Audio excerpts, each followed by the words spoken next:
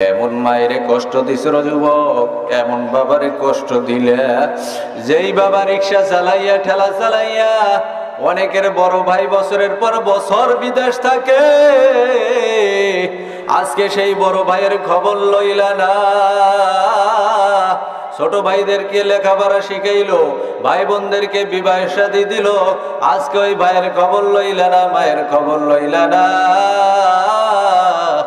আমার মাওলা কিন্তু ছাড়বে না।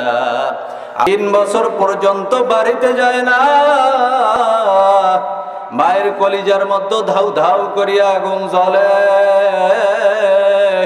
ডাক দিয়া বলে বাবা বাড়িতে আসো, বাড়িতে আসো। কত রমজানের ঈদ গেল, কত কোরবানির ঈদ গেল, ভালো পিঠা পুলি বানাইলাম, তোমার মায়ের গলা দিয়ে তোমার মায়ের পেটে কোনো ভালো খাবার যায় না। আল্লাহু আকবার। বাবারে সন্তান ডাক দিয়া বলে মা গো কান্দিও না, কান্দিও না,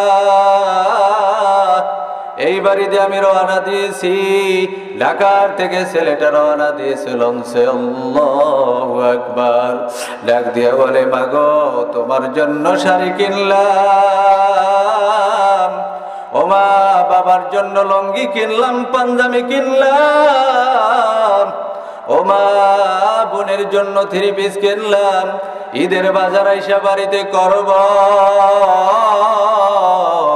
ও মা তোমাদের বাজার করার দরকার নাই। আল্লাহু আল্লাহ। আমার মাওলা ডাক দিয়া বলে লা তাকনাতু মির রাহমাতিল্লাহ। আল্লাহু আল্লাহ। ভাইরা আমার, যুবক ছেলে বলে মা গো আমি বাড়ি আসতেছি, চিন্তা করিও না। বারবার সন্তানের সাথে মায়ের সাথে কথা। ও যুবক ভাইরা, হঠাৎ করিয়া গভীর রাত্রে সন্তান ফোন দেয়, মা গো ও মা, ও মা লঞ্চের অবস্থা ভালো না গো মা, ওই পদ্মা নদীর মধ্যে তুফান, আল্লাহ পদ্মা নদীর মধ্যে এমন ঝড় শুরু হয়েছে গো মা, ও মা আমি তো সাঁতার জানি না, ও মা লঞ্চটা মনে হয় ডুবে যাইবে গো মা, দুধের দাবি ছাড়িয়ে দাও গো মা, আমি মনে হয় আর বাঁচব না, দেখা হবে হাসরের ময়দান। ও আমার যুবক ভাইরা, আমার পর্দার আলের মা গো, এবার ওই মায়ের কলিজার মধ্যে আগুন জ্বলছে। মা একবার ডানে দৌড়ায়, বামে দৌড়ায়, উঠানের মধ্যে সেজদায় পড়িয়া কান্দে, ডাক দিয়া বলে মাবুদ গো তুমি আমারে নাও, আমার সন্তানকে নিও না। ও আমার যুবক ভাইরা, আমার পর্দারের মা ও বোনেরা, শোনো, একজন সন্তানকে কতটা মা ভালোবাসে, কতটা বাবা ভালোবাসে। আল্লাহু আকবার। 15 দিন পর্যন্ত এই সন্তানের খবর নাই, 15 দিন পর্যন্ত সন্তানের খবর নাই, মায়ের খাওয়া নাই, দাওয়া নাই। মা পাগল হইয়া দৌড়ায় আর বলে আমার সন্তানের কোনো খোঁজ জানো? ও আমার যুবক ভাইরাও, আমার পর্দালের মা ও বোনেরা, 15 দিন পর ওই লাশ বরিশালের হিজলা মুরাদির মধ্যে যখন নাকি ভাইসা উঠল, পকেটের মধ্যে ভোটার আইডি কার্ড পাইয়া প্রশাসনের ভাইরা যখন নাকি সেই শফিপুরের মধ্যে নিয়ে আসলো, শরিয়তপুরে, আল্লাহ সখীপুরে নিয়ে আসলো, 15 দিনের পচা গলা লাশ, গন্ধে কেউ কাছে যায় না। আল্লাহ, ও যুবক ভাইরা, মায়ের নাকে কোনো গন্ধ নাই, মায়ের নাকে কোনো ঘেরান আসে না। ওই মায়ের লাশটা, ওই সন্তানের লাশটা জড়াই ধইরাই গেলে চুমা দেয়, আমার গেলে চুমা দেয়, আর ডাক দিয়া বলে ও আমার কলিজার টুকরা সন্তান, তুমি না বললা বাড়িতে আসবা, তোমার বোনের জন্য 3 পিস কিনলা, তোমার বাবার জন্য লুঙ্গি পাঞ্জাবি কিনলাম। ও বাবা, কই তোমার বাবার লুঙ্গি, কই তোমার বাবার পাঞ্জাবি? ও বাবা, তোমার বোনের থ্রি পিসটা কই? মায়ের শাড়ি কই? মাকে শাড়ি না পরাইয়া কেন সাদা শাড়ি পরলা? আল্লাহু আল্লাহ, আল্লাহু আল্লাহ।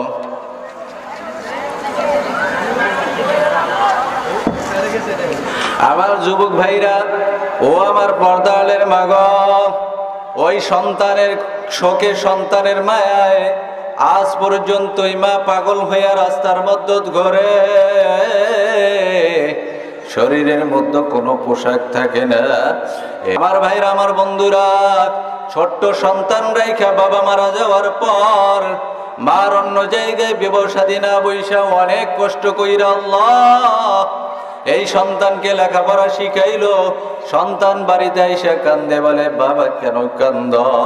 বলে মা, আমি আর লেখাপড়া করতে চাই না। ও মা, আমিও তোমার সাথে মানুষের বাড়িতে শ্রমিকের কাজ করতে চাই, মানুষের বাড়িতে রান্না বান্নার কাজ করব। মা বলে বাবা, তোমার কাজের প্রয়োজন নাই, তুমি শিক্ষা গ্রহণ করিয়া মানুষের মতন মানুষ হও, সমাজে মাথা উঁচু করিয়া দাঁড়াও। বলে বাবা, কিভাবে লেখাপড়া করবো গো মা? ফর্ম ফিল আপের জন্য 3,000 টাকার প্রয়োজন, তুমি মাসে 1000, 1200, 1500 টাকা বেতন পাও, তা দিয়ে আমাদের সংসার চলে না। ও মা, কিভাবে আমি লেখাপড়া করব? মা বলে বাবা, তোমার টাকার কোনো টেনশনের প্রয়োজন নাই। ও আমার যুবক ভাইরা, মা ঘরের মধ্যে যাইয়া ভাঙ্গা সুটকেস খুলিয়া 3,000 টাকা সন্তানের হাতে তুলিয়া দিয়া বলে বাবা, যা যা, এই টাকা দিয়া ফর্ম ফিল আপের ব্যবস্থা কর, তুই পরীক্ষা দিয়া মানুষের মতন মানুষ হইবি। বাবার এই ছেলেটা শিক্ষা গ্রহণ করল, এই ছেলেটা বড় ইঞ্জিনিয়ার হইয়া, আল্লাহু আকবার, বড় ইঞ্জিনিয়ার হইয়া ভালো চাকরি পাইয়া ভালো ঘরের মধ্যে বিবাহ করল। ঢাকা শহরে থাকে, নামি দামি ফ্ল্যাট নিয়ে থাকে। মাকেও যখন ওই ঘরের মধ্যে উঠায়, এই সুন্দর স্ত্রী এখন আর ওই মাকে পছন্দ করে না। জোরে বলি নাউজুবিল্লাহ, আরো জোরে বলি নাউজুবিল্লাহ। আমার যুবক ভাইরা, আমার বন্ধুরা, দিন যায়, মাস যায়, সপ্তাহ যায়, বছর যায়, মায়ের বিরুদ্ধে দৈনিক ওই স্বামীর কাছে নালিশ জানায়। এক পর্যায়ে ছেলেটা গভীর রাত্রে বাড়িতে আসছে, সাথে সাথে নালিশ দেওয়া শুরু করলো। এবার গর্ভধারিণী মাকে যাইয়া ওই ছেলে, ইঞ্জিনিয়ার ছেলে, এমন মায়ের শুরু করলো। মা দুইটা চোখের পানি ছাড়িয়া দিয়া বলে, ও বাবা, যেই মা ভাত না খাইলে তুই খাইতি না। ও বাবা, আমি যদি ভাত খাইতাম, তুই দুপুরে কি খাবি, রাত্রে কি খাবি? বাবারে, কত দিন কত রাত্র না খাইয়া কাটাইয়া দিলাম, আমি মা ভাত খাইলাম না। ও বাবা, কিভাবে আমার গায়ে হাত তুললি? আমি সুন্দরী মহিলা, কত জায়গা থেকে তোর বাবা মারা যাওয়ার পর প্রস্তাব আসছে বিবাহের, আমি বিবাহ শাদী করলাম না তোর মুখের দিকে তাকাইয়া। আমি যদি অন্য জায়গায় বিবাহ শাদী করি, তারা যদি তোর ঘাড় ধাক্কা দিয়া বাড়ি থেকে বের করে দেয়, আল্লাহ, মায়ের কলিজার মধ্যে আগুন জ্বলবে, আমি মা সইতে পারবো না। আল্লাহু আল্লাহ। বাবারে, ওই ছেলে একদিন গভীর রাত্রে বাড়ির মধ্যে এসে দেখে এখনো তার বিবি ঘুমায় নাই। দুধের সন্তানকে কোলে নিয়া এগালে চুমা দেয়, ওগালে চুমা দেয়। আল্লাহু আকবার। ওই সন্তানকে নিয়ে রুমে দৌড়ায়, ও রুমে দৌড়ায়। বলে কি হয়েছে? বলে বাবুর শরীরটা ভালো না। আল্লাহ, বাবুর আম্মুর শরীরটা ভালো না, জ্বর বমি করে, মা পেরেশান হইয়া গেল। ওই সন্তানের দিলের মধ্যে আল্লাহ দরজা খুলিয়া দিল। সন্তান দৌড়াই গিয়েছে মায়ের দরজায়, আমি অনেক বড় অপরাধ করলাম, ভুল করলাম, আমার মা আমাকে মাফ করবেনি। ও আমার যুবক ভাইরা, মায়ের দরজায় যাইয়া দেখে এখনো বাতি জ্বলে। আল্লাহ, ও যুবক ভাইরা, আমার পর্দালের মা গো, মা গুনগুন করিয়া সন্তানের জন্য কান্দে আর ডাক দিয়া বলে, আল্লাহ, আমার সন্তান বোঝে না। হাসরের ময়দানটা কেমন হবে বাবা? আধা বিঘাত উপরে সূর্যখানা থাকবে, মাথার গুলিগুলি টকবক করিয়া ভাতের মতন ফুটবে। ও বাবা, পায়ের পদস্থল থেকে মোমবাতির মতন গলবে, সহ্য করতে পারবি না। ও বাবা, দুইটা চোখের পানি সারিয়া দিয়া মাওলার দরবারে কান্দ। কিয়ামতের ময়দানে জাহান্নামের একটা গর্দান হাসরের ময়দানে চলে আসবে। আল্লাহ, গুরিং গুরিং করে আওয়াজ দিতে থাকবে। আল্লাহ, বড় বড় নবীরা পর্যন্ত কাঁদবে। ওয়ায়াকুলু মূসা কালিমুল্লাহ নাফসি, ওয়ায়াকুলু ঈসা রূহুল্লাহ নাফসি, ওয়ায়াকুলু ইব্রাহিমু খলিলুল্লাহ নাফসি নাফসি। বাবারে, তোমার আমার নবী, বিশ্ব নবী জনাবে মুহাম্মদুর রাসূলুল্লাহ সাল্লাল্লাহু আলাইহি ওয়াসাল্লাম সিজদায় পড়িয়া কাঁদবে। মাবুদ গো, আমার উম্মত যদি ওই জাহান্নামে সারিয়া দাও, তোমার বানানো জান্নাতে যাব না। জোরে বলি সুবহানাল্লাহ। ভাইরা আমার, আল্লাহ তাআলা ডাক দিয়া বলবেন, ও আমার হাবিব, তুমি মাথা উঠাও, মাথা উঠাও। দুনিয়ার জমিনে অনেক কাঁদছো, আর তোমারে কান্দাইতে চাই না। ওহুদের জমিনে রক্ত ঝরাইছো, তায়েব খন্দক হুনাইনে। ও নবী, এই পানিটা ওই জাহান্নামের গায়ে ছিটাইয়া দাও। জাহান্নামের গায়ে ছিটাইয়া দেওয়ার সাথে সাথে জাহান্নাম তার গন্তব্যস্থলে চলিয়া যাইবে। জোরে বলি সুবহানাল্লাহ। ও আমার যুবক ভাইরা, আমার বন্ধুরা, আল্লাহর হাবিব ডাক দিয়া বলবো, আল্লাহ, এটা তোমার কোন কুদরতি পানি, এটা তোমার কোন রহমতি পানি? আল্লাহ ডাক দিয়া বলবে, হাবিব, এটা আমার কোন রহমতি পানি না, এটা আমার কোন কুদরতি পানি না, এটা তোমার এতিম উম্মতের চোখের পানি। ফালিয়াদহাকু কলিলাও ওয়ালিয়াবকু কাসীরা। বাবারে, যখন নাকি তোমার আমার সামনে আজরাইল হাজির হইয়া যাইবে, দেখবা আসমানে মাথা, জমিনে পা, বড় বড় নীল রঙের দিঘির মতন চক্ষু যখন গড়ানি মারবে, আল্লাহ, আমার মাওলা ডাক দিয়া বলবে, ও আজরাইল, যাও যাও। আমি আল্লাহ ফজরে ডাকলাম, এই যুবককে পাইলাম না, জোহরে ডাকলাম, তাও পাইলাম না, আসরে পাইলাম না, মাগরিবও পাইলাম না। যা আজরাইল, যা, ওই নাফরমানকে তুমি নিয়ে আসো। আজরাইল আলাইহিস সালাতু ওয়াস সালাম খপ করিয়া ধরি, আল্লাহ, তোমার আমার রূহটা এমন জোরে টান মারবে, যুবক ভাইরা কলিজার রগগুলা সিরিয়া সিরিয়া রূহটা লইয়া যাইবে। সবাই তোমার আমার নিয়ে বেদিবস্ত হইয়া যাইবে। কেউ দৌড়াইবে কাফনের কাপড় আনার জন্য, কেউ যাইবে বাঁশ কাটার জন্য, কেউ যাইবে ওই আল্লাহু আকবার গরম পানি বড়ই পাতা দিয়ে আল্লাহ জনমের মতন তোমার আমারে বিদায়ের গোসল করায়া, এবার কাফন পরাইয়া তোমার আমার লাশটা জানাজার নামাজের জন্য দাঁড়ায় যাইবে। আল্লাহ, ও যুবক ভাইরা, এমন নামাজ পড়াইবে যেই নামাজে আজানও নাই, ইস্তেকামা তো নাই। এবার তোমার আমার লাশটা কান্দের মধ্য নিয়া ওই অন্ধকারের দিকে রওনা করবে, আম বাগানের দিকে, বাঁশ বাগানের দিকে, কবরস্থানের দিকে। ওইখানে তোমার আমার লাশ যাইবে। আল্লাহু আল্লাহ। ও যুবক ভাইরা, চক্ষু দুইটা বন্ধ করিয়া একটু ভাবো, একদিন কিন্তু এমন ঘটবে।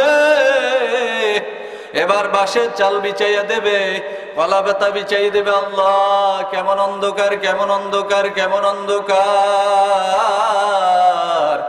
মাটি চাপা দিয়া সবাই যাইয়া বাড়িতে ঘুমাবে,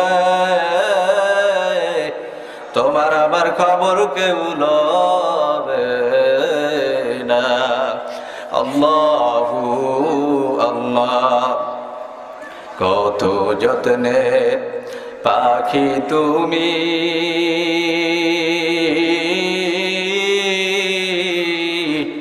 বলুন না, কাজল বরণ টিয়া, সময় হইলে যাইবা চলে এই দুনিয়ার সব থুইয়া। আইসো একা যাইবা একা,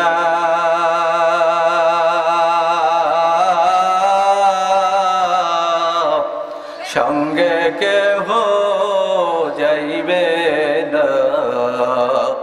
দিন দুই চারি কেন্দে সবে, কেউ তো ফিরে চাইবে না।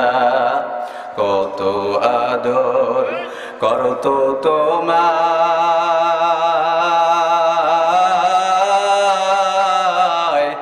এই দুনিয়ার সব জানে, সবাই মিলিয়া রাখবে আমায় বাড়ির নামায় কোণে। কত আদর করতো তোমায়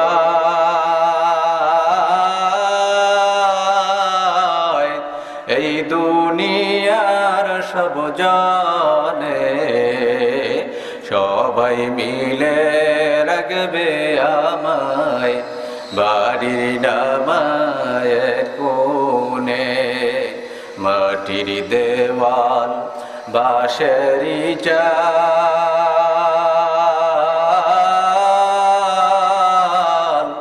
কেমন যেন হবে রে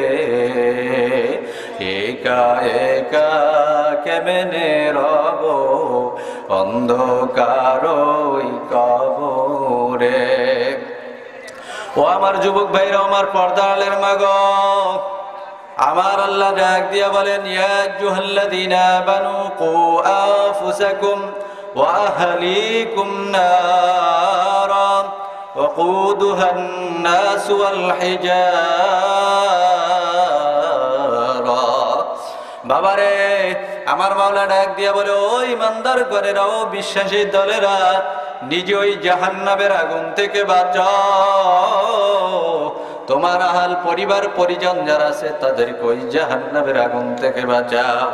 বাবারে, বিশ্ব নবীর কলিজার টুকরা স্ত্রী খাদিজাতুল কুবরা রাদিয়াল্লাহু তাআলা আনহা ওই জাহান্নামের ভয়ে, কবর যাবের ভয়ে জার জার করিয়া কান্না করে আর মাটির মধ্যে গড়াগড়ি খায়। আল্লাহ, ফাতেমাতু জোহরা রাদিয়াল্লাহু তাআলা আনহা বিশ্ব নবীর দরবারে যাইয়া বলে, ও আল্লাহর হাবিব, আব্বা জান মায়ের অবস্থা ভালো না,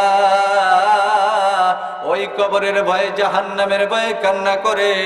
আল্লাহ, বিশ্ব নবী দৌড়ে গিয়ে বলে, ও খাদিজা, আপনি কেন কাঁদেন? আল্লাহ খাদিজাতুল কুবরা রাদিয়াল্লাহু তাআলা আনহা ডাক দিয়া বলে, ও বিশ্ব নবী মুহাম্মদুর রাসূলুল্লাহ সাল্লাল্লাহু আলাইহি ওয়াসাল্লাম, আমি জাহান্নামের ভয়ে, কবর আযাবের ভয়ে কান্দি। আল্লাহু আল্লাহ ডাক দিয়া বলে, ইয়া রাসূলুল্লাহ, ইয়া হাবিবাল্লাহ, ওই কবরে দেওয়ার পর আমি যদি গুনাহগার হয়ে ওই কবরে যাই, নাফরমানের কবরে ৯৯টা সাপ আসিয়া ভরিয়া যাইবে। আল্লাহ, অনেকের কবরের মধ্যে আগুন জ্বালাইয়া দেবে, দুই পাশের মাটি এমন জোরে চাপ মারবে এক পাজরের হাড্ডি গুলা আর এক পাজরের মধ্যে ঢুকাইয়া দেবে। আল্লাহ, ও যুবক ভাইরা, সহ্য করার ক্ষমতা কোনো মানুষের নাই। আল্লাহু আল্লাহ। বিশ্ব নবীকে ডাক দিয়া বলে, ইয়া রাসূলুল্লাহ, ইয়া হাবিবাল্লাহ, আমি খাদিজার ইন্তেকালের পরে আপনার জুব্বা মোবারক দিয়ে আমাকে কাফন পরাইয়া নবী গো আপনি আমাকে কবরের মধ্যে শুয়াইয়া দেবেন। জানাজার নামাজ পড়াইয়া খাদিজাতুল কুবরাকে ওই কবরের মধ্যে শুয়াইয়া দিলেন। বিশ্ব নবী দাঁড়াইয়া আছে, ঘন্টার পর ঘন্টা যায়, আমার নবী বাড়িতে যায় না। আল্লাহ মুনকার নাকির কখন আসবে, জবাব না দিয়া নবী বাসায় ফেরবে না। ও আমার যুবক ভাইরা, আমার পর্দার আলের মাগো, একটু জিকির করি লা ইলাহা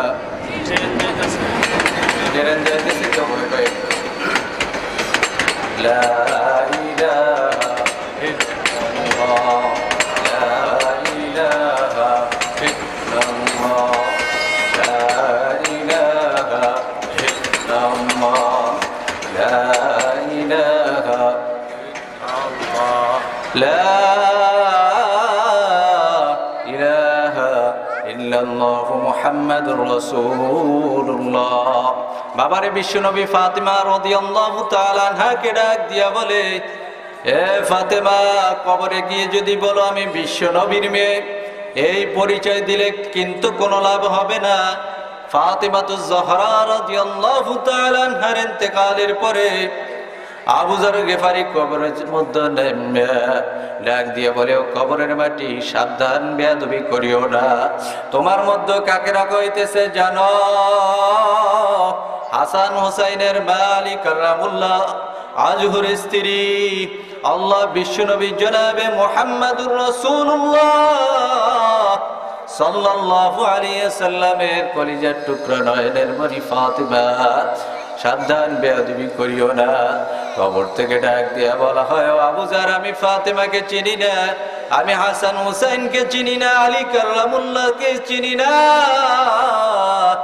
আমি চিনি ঈমান অনেক আমল, ঈমান অনেক আমল নিয়ে যারা কবরে আসবে তাদের কবরটা জান্নাতের বাগান হয়ে যাইবে। এই জন্য আমার যুবক ভাইরা, আমার পর্দারের মা ও বোনেরা, আমি আপনাদেরকে অনুরোধ করে বলবো, আল্লাহু আকবার, ওই কিয়ামতের ময়দানে যদি আরশের নিচে ছায়া পাইতে চাও, আল্লাহু আকবার, ও যুবক ভাইরা বেশি বেশি ইবাদত করা লাগবে। ও আমার বৃদ্ধ বাবারা, আল্লাহ, আমার মাওলার জিকির সকাল বিকাল করা লাগবে। সাপ্তাহিক হালকায় জিকির কামাই দেব না, মাসিক ইস্তেমা সব গুজুরি কামাই দেব না। আল্লাহ ওয়ালাদের বই পুস্তক পর্ব চরমনের 2টা মাহফিল বিনা উজুরে কামাই দেব না। বাবারে, এই 5টা ঔষধ যদি পালন করতে পারো, কিয়ামতের ময়দানে যখন নাকি বড় বড় আল্লাহর ওয়ালিরা উঠবে, রশিদ আহমদ গঙ্গুহি রহমাতুল্লাহ আলাই, হাজী ইমদাদুল্লাহ মুহাজিরি মুক্কি রহমাতুল্লাহ আলাই, কাসিম নানতুবি রহমাতুল্লাহ আলাই, আল্লাহ কারি ইব্রাহিম রহমাতুল্লাহ আলাই, আরে আমার সাহেব মুর্শিদ চরমনের জমিনে ঘুমানো সৈয়দ ইসহাক, সৈয়দ ফজলুল করিম রহমাতুল্লাহ আলাই, ইয়াউমা নাদউ কুল্লা উনাসিম বিইমামিহিম, তোমারে আমারে ফালায়া যাইতে পারবে না। ও যুবক ভাইরা, আর নবীর সুন্নাত দাড়িটা কাটবো না, নবীর সুন্নাত পোশাক গায়ে দেব, আল্লাহ নামাজ কাজা করবো না, নেকের কাজ ছাড়বো না, গুনার কাজ করবো না। কোন কোন যুবক আছে আল্লাহু আকবার বলি হাতটা জাগাও, আল্লাহু আকবার বলি হাতটা জাগাও। আল্লাহ যুবক গুলারে কবুল করিয়ে নাও, জোরে বলো আমিন। আল্লাহ কিয়ামতের ময়দানে তুমি আরশের নিচে ছায়া দিও। আল্লাহ বিজলির গতিতে পুলসিরাত পার করিয়া নিও। ও আল্লাহ বিশ্ব নবীর শাফায়াতে কুবরার অধিকারী করিয়া দিও। আল্লাহ হাউজে কাউসারের পানি পান করাইও। ইয়া রাব্বুল আলামিন ওই সোনার মক্কায় মদিনায় না নিয়া অন্ধকার কবরে ডাক দিও না। আল্লাহ রাব্বুল আলামিন বলেন কুনু মা'আস সাদিকিন ইয়া আইয়ুহাল্লাযীনা আমানু কুনু মা'আস সাদিকিন। ও বিশ্বাসীর দলেরা সাদিকিন সালিহিন বান্দা বান্দীদের সান্নিধ্য অর্জন করো। কারা সাদিকিন? যারা আল্লাহ পাকের ওলি। আলা ইন্না আউলিয়া আল্লাহি লা খাউফুন আলাইহিম ওয়া লা হুম ইয়াহজানুন। যারা আল্লাহ পাকের ওলি তাদের কোনো ভয় নাই দুনিয়া এবং আখিরাতে। এমন একজন আল্লাহর ওলির কাছে হাত দেওয়া লাগবে, ঠিক কিনা জোরে কোন? সক্কানি একজন পীরের কাছে যাইয়া দুনিয়ার আল্লাহু আকবার, দুনিয়া এবং আখিরাতের জীবনকে সুন্দর করো। আল্লাহু আকবার। আল্লাহ যতই বেশি বেশি আমার মাওলা পাকের জিকির করবা দিলটা পরিষ্কার হবে। অনেকে বলে এত জিকির করেন কেন, লোকটা কি পাগল হয়ে গেল নাকি? ঠিক কিনা জোরে কর।